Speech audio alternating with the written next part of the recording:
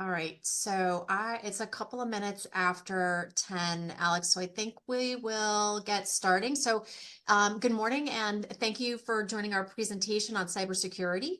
And before I introduce our presenter, I would like to take a moment to address a few items. All phones have been placed on mute to prevent any background noise. We will have plenty of time for questions. However, we are asking that you place your questions in the Q&A or chat feature, which is located either at the top or bottom of your screen on the toolbar. Should you have additional or more detailed questions after the presentation, we'd be more than happy to contact you. So at this time, I'd like to introduce you to my coworker, Alec Vigliatora. Alec is a passionate cybersecurity sales expert with over 7 years of experience. His background in writing, film, and media studies fuels his creative approach to communicating complex cybersecurity solutions. At Acrisure Cyber Services, he builds strong client relationships, identifying needs, and offering tailored protection strategies. So Alec, thank you very much for joining us and for presenting today. I'm going to turn it over to you, and I'll pop back on after the presentation for questions. All right, awesome. Well, thank you so much for having me, Stephanie. Excited to be here. And so I'll just jump right in here and go ahead and share my screen. So Stephanie and everybody will pass on my contact information after this, but I am a senior account executive over here. So like she said, any questions at all afterwards, feel free to contact me. Quick agenda. First, we're going to talk about cybercrime, how big it is, what it is. Then we're going to go into really how we help and proof in how we help, right? So first and foremost, what are the two biggest pieces of cybercrime? You may have heard of these. Ransomware, that's the big one in the news. The second one, and right now probably the most sought after one, right? The biggest way that hackers can get in is business email compromise. But first, we'll start with ransomware. Pretty simple. It's in the name, right? It is taking over an organization's data, holding it hostage and saying, hey, pay me or I'm going to delete it or leak it, stuff like that. Some numbers behind that. And to clarify, some of these numbers are a bit old solely because we're still gathering the 2023 numbers. But I will assure you that the numbers in 2023 are worse. It's only ever going to get worse, right? So 57% increase from 2021 to 2022, which was a 50% increase from the previous year. So there's the pattern for you right there. Every 11 seconds, somebody is hit with ransomware. Like I said, this one's the one that you see in the news all of the time. You see it for the bigger companies, but they actually affect the small to medium businesses even more than the big companies. You just hear about them because that's a sexier pull, right? And here is the trend of how much it's going to cost you, right? Even in 2015, even 9 years ago, it was $3 trillion. By next year, 10.5. And again, it's only going to get bigger. Average ransomware payments, $570,000. So this is why it hurts small to medium businesses even more so from a financial standpoint, because bigger companies, it may be a drop in the bucket, but smaller ones, obviously this may really hinder their business. And once again, it's only going to go up. Ransomware specifically, 3 years ago, $20 billion in ransomware payments. 2031, $265 billion. And to clarify, these are just the people that report it. Not every ransomware event gets reported. These are just the ones we know about. So that was ransomware. Like I said, that's the one a lot of people know about. Business email compromise, right? Like I said, right now, this is the most popular way to get in. So as it states here, it's, hey, getting in an email to trick somebody into sending money, divulging company info. But this is also a way that people can release ransomware. It's whether it's taking over an account that is trusted and saying, hey, actually, vendor, send money to this account instead, or it gains trust, then sends a phishing link. You click on the link, boom, ransomware, right? So that's why this is so popular. Business email compromise specifically. This isn't even just ransomware. This is just the business email compromise, right? So that's the wire transfer fraud. 43 billion in the last 5 years. And that's across over a quarter million, almost a quarter million different incidents. Once again, year over year increases, only going to get worse. So that's the landscape. There's a lot of stuff going on. Those are a lot of numbers, I know. And the question is, how are we combating it? It's a three-pronged approach. I myself am part of this first prong, the security blanket, right? So this is the security tools, the services, and most importantly, in my opinion, the people behind everything managing that on a 24/7 basis, right? Because as you can imagine, a lot of cyber crimes, they do not happen 9 to 5.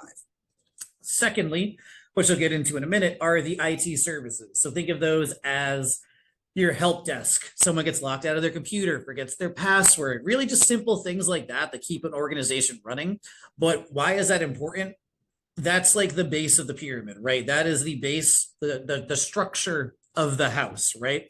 The security is protecting the house, but if you don't have a house to protect, then then what's the point, right? And then lastly is cyber insurance. That is, God forbid, because there is no silver bullet with this. Truthfully, if someone wants to hack you, they're going to, which again, I'll get into in a minute. But cyber insurance is something, God forbid, goes wrong, you're covered in that way. And that's really the best three prongs to fully encompass and fully protect you. So here is the first portion of that. This is the security blanket, as we call it, to make you feel safe and secure, right? Why do we have so many different tools there, right? Like I said, there's no silver bullet. And the best way to use the metaphor for it is cybersecurity tools. They're slices of Swiss cheese. There are holes in Swiss cheese. It's porous. But you have to have that layered approach, because the more layers of Swiss cheese, even though there are holes in them, the harder it is to get through, right? So on the previous slide, it was, hey, here's everything that we do. And I'm going to go in more in depth about that.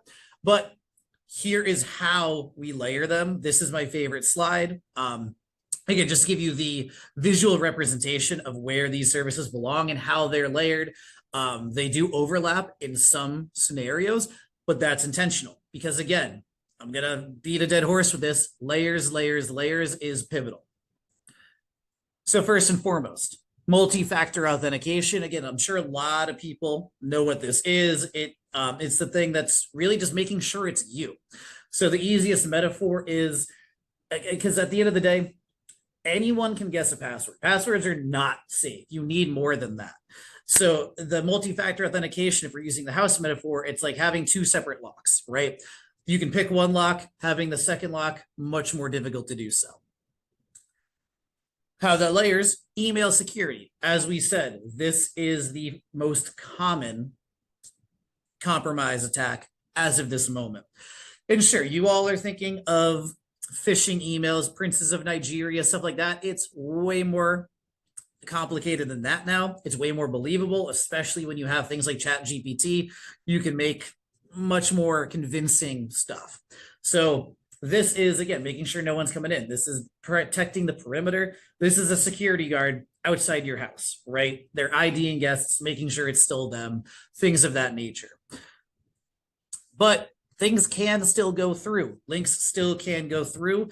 So how does that work? It's through security training to educate employees, because oftentimes they can be the biggest vulnerability. This is, again, just having a conversation, training, hey, what to look out for, things of that nature, right? Because it's pivotal in an ever-changing landscape to always know what's going on at the moment and what could happen. As Stephanie alluded to earlier, I always bring this up. I've been in cybersecurity for 7 years. Things I learned 7 years ago are completely irrelevant now, right? It's always changing, which is why awareness training is so, so important. On the other side of the house, also protecting the perimeter, is vulnerability scanning, right? So this is the right side of that slide showing the layers here.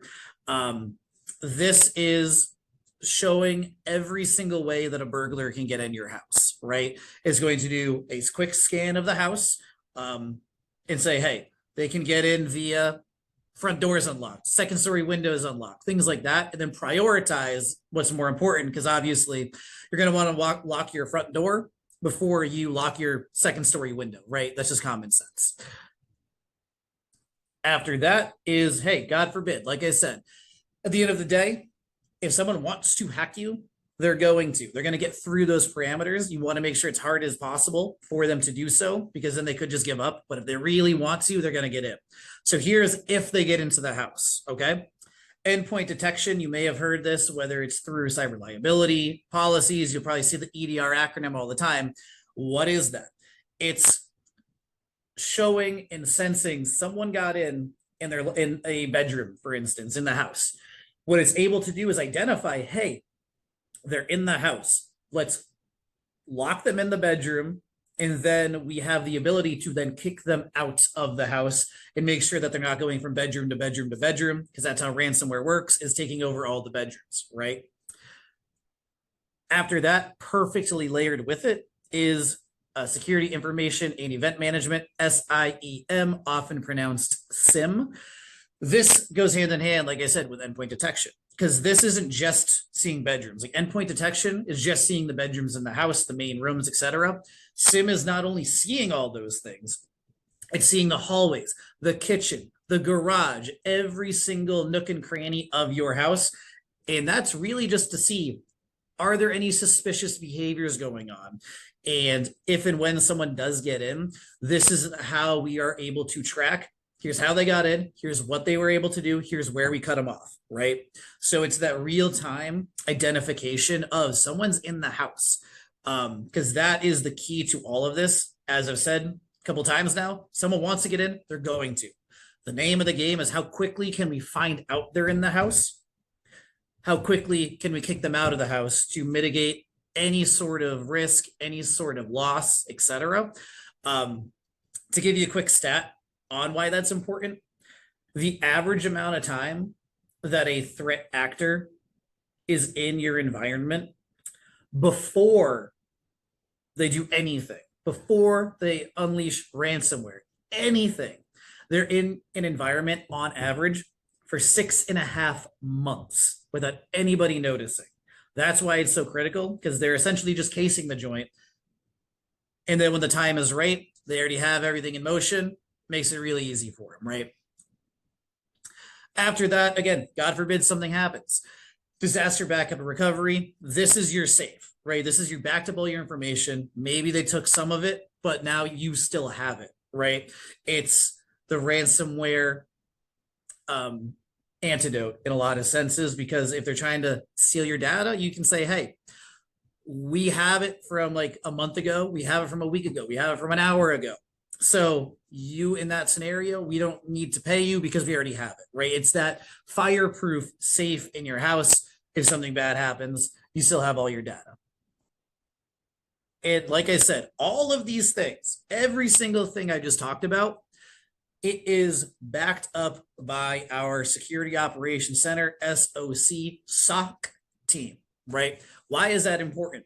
All these tools that I just mentioned, while incredibly necessary, really the equivalent of like, seatbelts and airbags in your car, right? Like these are necessary. This is how you create a good security posture. But those tools are incredibly sophisticated. So one, if you don't have somebody who knows how to expertly do this, it's like having a Ferrari and not knowing how to drive. It is a waste of money. It is shelfware. It's useless, right? Secondly, even if you do, that's awesome, but they're not 24/7, right? So if they're 9 to 5, just using that as an example, although any IT people will tell you it's way more than that, but using that as the example, something happens at 2 a.m. They're not finding out till 9 a.m. That's a long time for something bad to happen, and makes it way harder to remediate. It can take way longer. So that's why it's so pivotal in real time to notice these things. And that's what the 24/7, 365 is all about, to manage them, to monitor them, to remediate anything that we need to, right? And that, once again, that goes for every single thing I just talked about. Going into the second pillar, we went over the security blanket, which I will say is a la carte, because a lot of people will have certain tools that they love, which is awesome. We're here to fill in the gaps and layer on top of those. The second tier now, this is the IT services, right? This is, as I mentioned, the base, the construction of the house before you protect it. We do have what are called MSPs. These are the people, like I said, 24/7 help desk, getting locked out of your computer, forgetting your password, just simple things like that. Again, that keep a business running, that can really interrupt any sort of business. Computers not working, so on and so forth. That's what these people are doing. So we also have partners for that. And even for smaller organizations, they'll be able to help out with security as much as they need. And then we'll always grow with said company and identify, hey, what do they need? But that's what these MSPs do. The security standpoint is an MSSP, so two S's. And the way I remember that is I went to Massachusetts public school. We were taught the word dessert and desert. There's two S's in dessert because you want more dessert, you want more security. That's just how I always remember. So what's the solution? All together, as we said, cybersecurity, the security blanket, plus the cyber insurance, because God forbid something happens. That's how you can be the most protected possible. And that's what we really iterate. Now, case studies, again, these are some bigger companies because, like I said, those are sexy. Those are going to be the ones making the news. This one, I'm sure a lot of you all remember from last year. This is MGM. This is a giant organization in Vegas, right? They're making a lot of money. They're huge. $100 million hit. Hotel keys weren't working. They had to manually check everybody in and out. And because an IT help desk person got socially engineered, right? It all started with somebody calling IT help desk, claiming they were someone else. And that's how they got in without noticing. And I believe it was Caesars as well also got hit, but they paid the ransomware. So it was way on the lay low, right? Infrastructure, right? I put these two together because they keep happening, right? It's almost identical picture as well. FBI director says China is going to attack U.S. infrastructure, right? That could seriously hinder day-to-day operations of just people's lives, right? All through cybersecurity attacks. They can do it from overseas. Like that's going to be the new big thing. So we have to be prepared. They're going to attack infrastructure. They're going to attack American organizations. So it's not just as a current client of ours put it, right? He is in his mid 50s, and he was saying a lot of people my age, they still think if they weren't into tech, if they weren't into computers, a lot just kind of have the connotations like bored teenagers hacking for fun.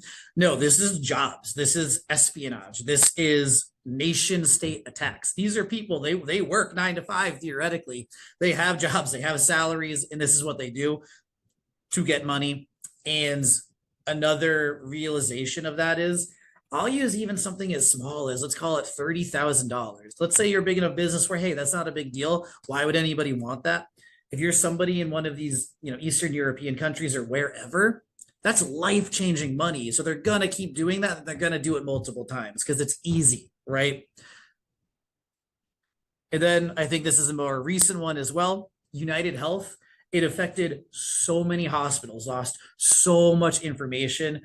Hundreds of millions of dollars in loss. And not only, again, that's not just financial. Hospitals weren't able to work in certain capacities. So that's people's lives, that's people's safety, all from a cyber attack, all from not being protected enough or noticing soon enough, right? So how does this all come into play? And how can we help? I went over our solution, how to get into, hey, this sounds interesting. How do I make sure that I am protected enough? Quick call, verbal conversation. We can do a risk assessment. All it is, like I said, quick 20 to 30-minute call. We can see where, if and where there are gaps, provide recommendations, and go from there, right? So that's how we do these free consultations. And yeah, that's really all I have for you. So again, here's my contact information, and we can go into questions here. Alec, that was amazing. And I appreciate your analogies because this is not my area of expertise. So it helps me to understand what's being done invisibly behind the Mhm. scenes. And I think that's just it. You know, it's not something um, that we see out in the forefront. So, you know, it's all being done behind the scenes. So this really helped explain it. So we had a few, actually we had a few questions come in via email prior to the webinar. So I'll ask you those. And Yeah. if anybody has any questions, you know, live, again, just use the Q&A or chat feature. But first question is, with artificial intelligence being everywhere, how are you combating that? Yes, no, great question. So this goes back, the biggest way, in my opinion, is that business email compromise. As I was saying, with Chat GPT and things like that, it's not, hey, Prince of Nigeria. It's much more sophisticated. They can easily do ransomware as a service now. It costs them a little bit of money and they can just pray and spray, right? So where that comes into play is that email security and employee training. How the email security handles that is it's able to identify a couple different things. It's able to identify one, this is a fake email, right? Because I'll use Acrisure as an example. I'll use my email. You may get so it's A.L. Vigliatora. It could be a capital I Vigliatora. It looks exactly the same. Mm-hmm. Abnormal is able, our email security is able to pick those things up. And then secondly, let's say it's actually my email. Someone took over my email account. It's able to say, okay, he's in Boston, which I am, and now he's sending emails from Chicago. That's not possible. Someone clearly took this over.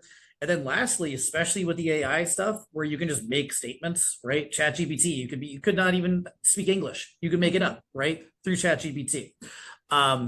It's able to identify this isn't how Alec speaks in emails. And he doesn't usually email, I don't know, HR, right? For sake of argument. So it's able to just understand patterns, normal behavior, and that's how we really combat, AI from that regard. Because again, the most popular thing isn't just like, hey, it's me, buy me gift cards anymore, because a lot of people, are smarter than that now. Well, Right. hopefully, it is. Hey, Alec, I'm emailing Stephanie, and then Stephanie emails me back because it's my email, back and forth, back and forth, back and forth. I've gained your trust. Now I'm sending you a link. Now you're going to click on that, right? Right. Right.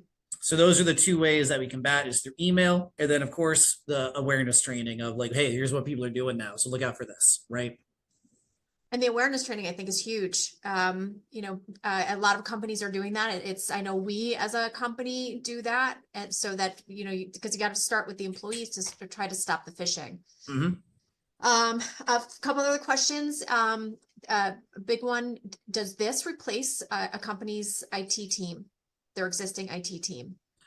Great question. So the answer is no. If they don't have any sort of IT team, we can act as the IT team and the security team.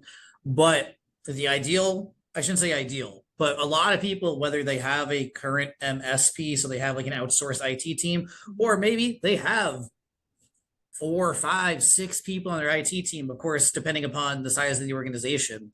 As I've said, I've been in this for 7 years now. I've sold to Fortune 10s. I have spoken with Mon Pa shops who have a guy in a garage. Mm-hmm. Both those people wish they had like 15 more people on their IT team, right? So it's not replacing them, is my point. It's making their lives easier because they are constantly putting out fires. Especially, like I said, they're also helping out with IT help desk. They're the passwords. So they could be security experts. They don't physically have the time to look at these things or do the research on, hey, this is a vulnerability. How big is this, right? So our team's going to take that heavy lifting off their plate. They can be as hands-on or hands-off as they want to be because they have a million other things to worry about, a million other projects. There's never a dull moment in IT. So it's making their lives easier.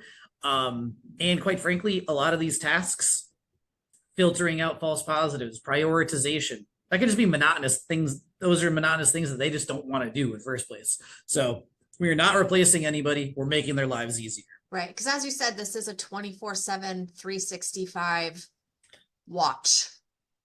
And Mhm. IT teams don't have always 24/7, 365. Exactly. So makes sense. Makes total sense. What separates your services from other MSSPs? Yes. So once again, the two S's means security, just to hammer that point home. Um, as you can imagine, there are a lot out there. Security is a diluted space. There's a solution for absolutely anything and everything, and even still, there are going to be holes that we're just reactive to and say now we need this type of solution. But MSSPs, how we differ is a couple different ways. One, robustness. We have a big team, and this current team is protecting Acrisure Corporate, right? So that is a $4 billion in revenue financial organization. So we have the experts that have every certification, every alphabet soup at the end of their name. So these are tried and true experienced experts with all of these tools because these are the things that we use internally, right? Right. So it's protecting me, it's protecting Stephanie, etc. So that expertise and the size of that team are huge because some MSPs or MSSPs, excuse me, it's like a couple guys that have 100 clients. That's still not enough, right? Um, Secondly, it's the visibility. So some MSSPs, they will say, hey, don't worry, we'll let you know if anything bad happens, but you don't really have the visibility. You don't maybe have the customer centricity that we have because we'll always have check-in calls, ad hoc, scheduled, etc., to show you here's what we did, here's what we're doing, and your IT team has access to the tool, so they can just do that on a daily basis if they want to, and more or less keep us honest and see what we're doing. Because don't get me wrong, no news is good news, but if you don't have access and insight into that, you're going, are they getting everything? Are they really Right. doing their job? So having that visibility and communication is pivotal. And then going back to the robustness, the third thing I always bring up is I just showed you a lot of different things that we do. No one else not only provides all that security coverage, not only they also provide the MS singular P services and cyber liability insurance. That's three-pronged approach.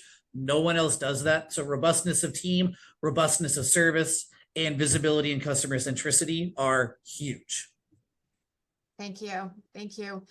And I have a question that we always get asked, no matter what webinar we're doing, is are we sending out the presentation? The answer to that question is yes. In addition, we have recorded this presentation, so we will send a link to the recording as well in case there's anybody else that you'd like to see this within your organization. It'll also be placed on our YouTube channel, so you can access it there as well. But I don't think we have any more questions at the moment, Alec. I thank you so much. This was one of the best webinars I think we've ever done. It has tons of information, very useful, very important information that businesses really need to know. So thank you so much. Yeah, no,